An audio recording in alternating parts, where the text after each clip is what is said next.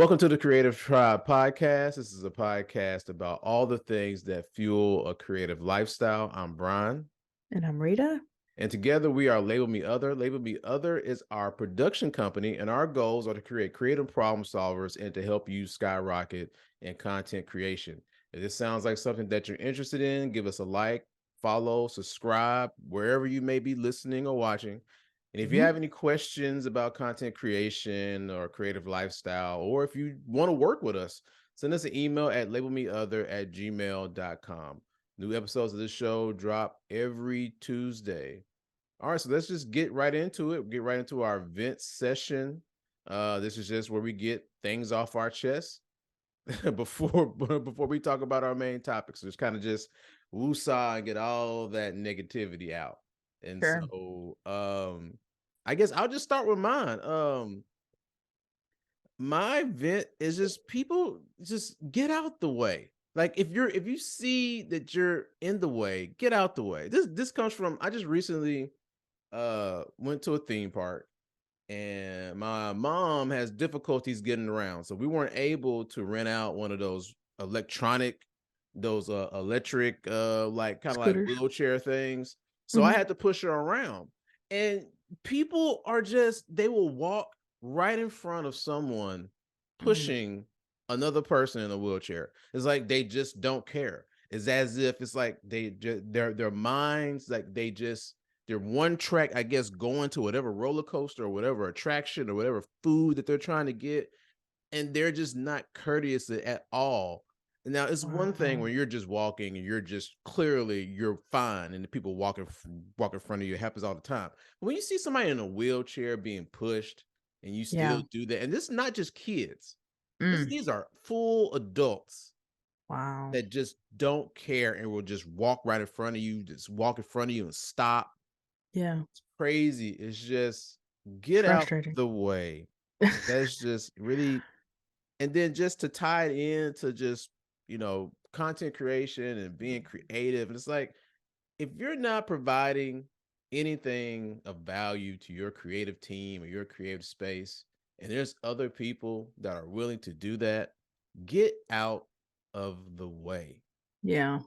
Yeah, absolutely. That's all I got. That's all I got. It's just had to get that off my chest. Get out the way. And I'll just say, as a sister to a brother who's disabled, um, my eldest brother has Down syndrome. It's like I feel like people who just haven't had someone to care for or someone who needs a little extra attention, it's just like they're just clueless. They're just clueless to the things that it takes to like help that person. Mhm. Because if they knew, if they had a little bit of empathy, even then they would be different. They would be totally different. It just, even my grandfather, he was actually a paraplegic as well. So my youth was spent with, someone in a wheelchair. So, I mean, all the things, all the tropes, I mean, you would just be surprised. Like, Yeah. I Yeah. mean, I pray nobody has to deal with a disability in order to see what that's like, but just be empathetic, people. Jeez. Well, yeah, I mean, because my mom, she's getting ready to have surgery, so it's kind of hard for on her. She's having back surgery, so it's kind Mm, of hard right now until she goes into the surgery and rehab. But right now, it's kind yeah. of tough for her to move around, but she still wants to get out. So I was like, well, yeah, Yeah. we can get you a wheelchair, I'll push you around, no big deal. But Yeah. my eyes are open to just how just insensitive and just people just aren't courteous. Yeah. It's like me first, get out of the way. Yeah, it's like that roller coaster is gonna be there. That line's gonna be long regardless. Mhm. So it's Yeah. like you're gonna Yeah. be in the queue waiting for whatever roller coaster or attraction that you're Yeah. trying to get to, but it's just yeah, that was crazy. Yeah, so my event for today is kind of centered around like the notion of like is it all hopeless in the sense that I have been applying myself in different ways at work, trying different techniques and things, and I'm I had an experience where I just felt like really let down. Like I felt let down from my coworkers, and it just made me wonder like is it worth it? Like there's a point in time where it's like you can try to make things better, and I feel like I could try different approaches to making things better, and I haven't tried others that I need to like try. But then there's another part of me that's just like, when do I just stop? When do I give up and just say, hey, only person I can change is me, and not try to necessarily make my work situation better? And so, yeah, this week I just had a bout of like, is it all hopeless? Is my faith being misplaced in these people? Or is there just more that I could try and do and apply myself toward? Um, and so I definitely struggled with that this week, and I really don't know the answer to that. Yeah. Yeah, Yeah. I don't know the answer to that question yet. I mean, just sometimes I'm finding that just people's passions don't really align with the job and what's required of the job. I mean, Yeah. because like we're passionate about what we do, Hmm. and we're fortunate to be passionate about our 9 to 5. But some people aren't passionate like us about their 9 to 5. They could be passionate about something else. Yeah. Um, I think that as a leader, it's important to try to find out, in the grand scheme of things of what you're trying to do, where what they're passionate about. You know. Yeah. Yeah. And the thing I know is that we all share the same dissatisfaction with the direction that we're given and the direction that we're in, or Hmm. the sort of like environmental vibe that we're in. And so one would think that, hey, we all want to make it better, but some people just like to be in their funk. They just like to be in their misery. And it could take too much of your energy to pull them out of that. And so that's really honestly the battle, is like, do they want to come? Like, you can't pull nobody out that don't want to come out, first Right. of all. Right. Right. So it's a waste of my time to try to pull somebody out of it. And then second of all, it's like, it's worth my energy if we can get to where I know we could be, but it takes other people's wills that, I can't control in order to make that happen. So Yeah. They have to want it too. yeah, They said yeah, they have to want to get there too. And it's like, it's not worth, in my opinion, in this situation, it's not worth pulling them kicking and screaming if they don't want to come along. yeah, You know. yeah. Because sometimes I'm realizing that I don't know if you've ever talked to somebody and it's like you're literally talking to a brick wall because everything you say just doesn't like register. Oh yeah. Yeah. Um, Sometimes it feels like that, Hmm. and it's like, yeah, my breath is not of value to this person. Like, they're not in a place to receive it. When they're in a place to receive it, you know it. Hmm. But it's like they got to go through their own head smacking battle before they will listen to reason. So Yeah. I it I feel sucks. you. Yeah, I feel yeah, you. yeah. So that's All my right. thing. Well, that kind of leads us into our main topic today. And I want to talk about, off the heels of the last episode, I want to talk about the ingredients of a creative leader. These are all the Okay. little things, that I think go into that could make you a great leader of creatives. Mm-hmm. Um, and so it's just kind of like I kind of laid out like a plan of action for a creative leader. So, and it starts out with your vision. If you're leading a team of creatives, you need to know where you're going. Yeah. And if you don't know fully where you're going, you, at least in your vision, you need to set the standard based on the current skills of your team.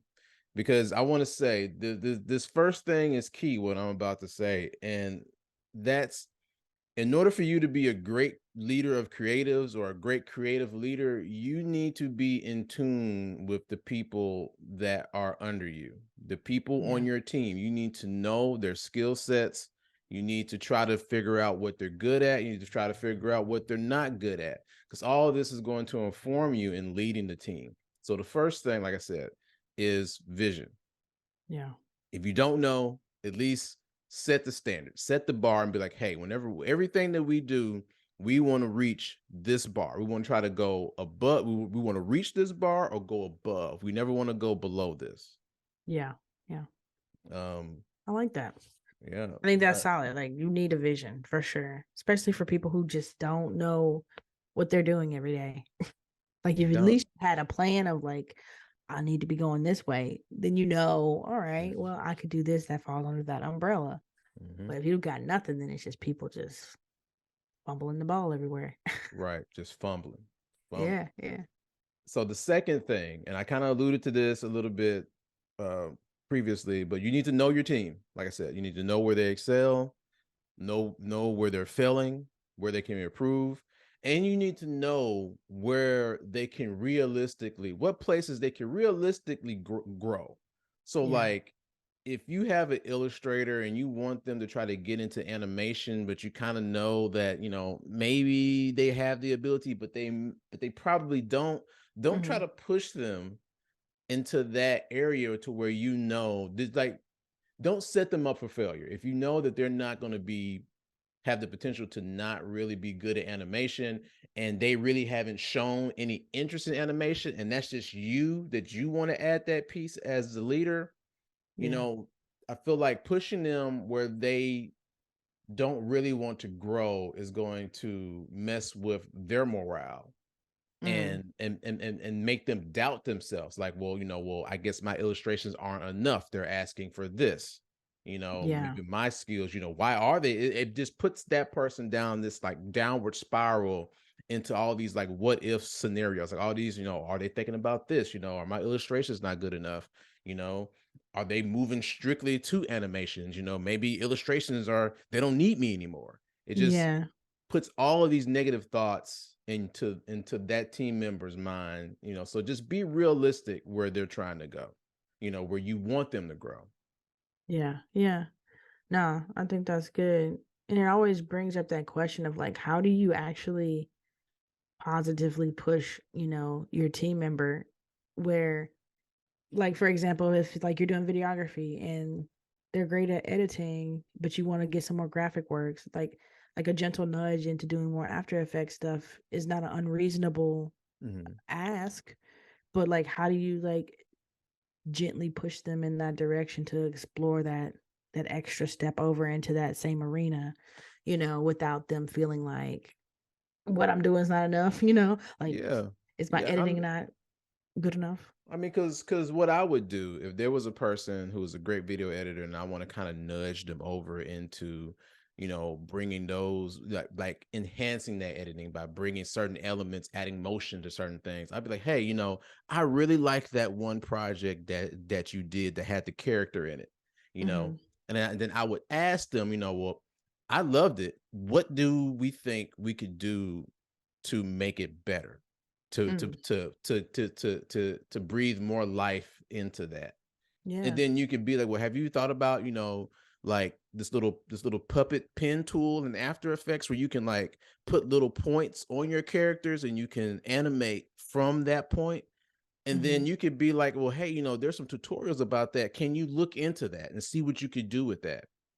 Yeah. Yeah. And not saying, hey, like this next project you need to use this puppet tool and add animation to that character, but just kind of nudge them like, hey, you can go a step further. Yeah. Yeah.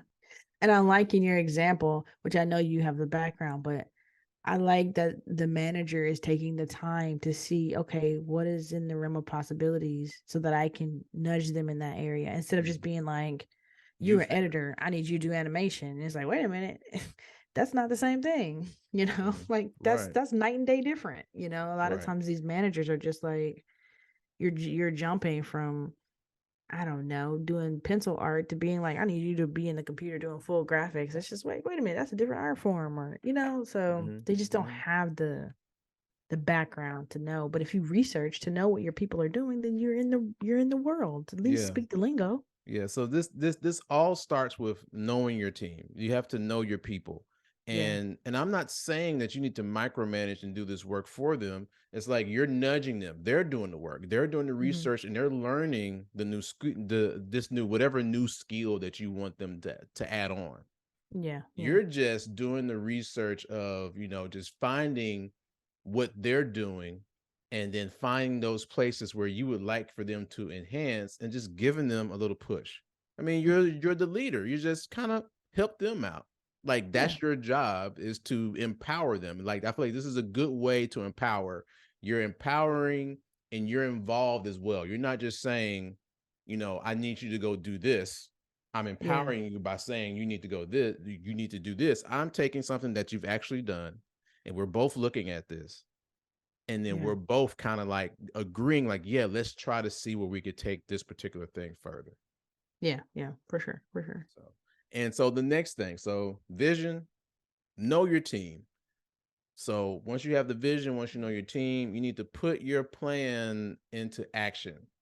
And as the leader, you need to take the first steps in the plan of action. You're the Mm. leader. It's like you see all these scenes in movies like Braveheart, you see Mel Gibson, he's on the horse. In our situation, we have a Braveheart and he's on the horse, and then he's like, charge, and he goes to the back and we go up front. Yeah. Like that's our situation. But no, you need to be like in the movie Braveheart. You need to be like in all those movies that you see with the general in front saying charge, and they're going out first. Yeah. They're Yeah. going Yeah. out first. And once you see them, then that charges your whole team. I'll be like, yeah, our leader is going. We're going to go too. Yeah. So as the leader, you need to take the first steps in your plan of action. It boosts morale when your team sees your leader in action. When you have a part in Yeah. whatever that you're working on, if they know clearly what your part is, what your role is Yeah. in this project, and not just somebody who's just sitting back and just watching his teamwork, you Mm-hmm. have an active role and they know what your role is to this project. It boosts morale. It boosts morale. It shows them that everybody has skin in the game. Yeah. Everybody is involved. Everybody is doing something to reach that standard that we all set. Um, Absolutely. and so, like I said, of course, you need to delegate, but don't disengage totally from your involvement in the plan that you have for your team. Absolutely. I think there's something to be said about like a leader literally rolling up their sleeves and saying, okay, let's brainstorm it out. Let's get a Mhm. whiteboard.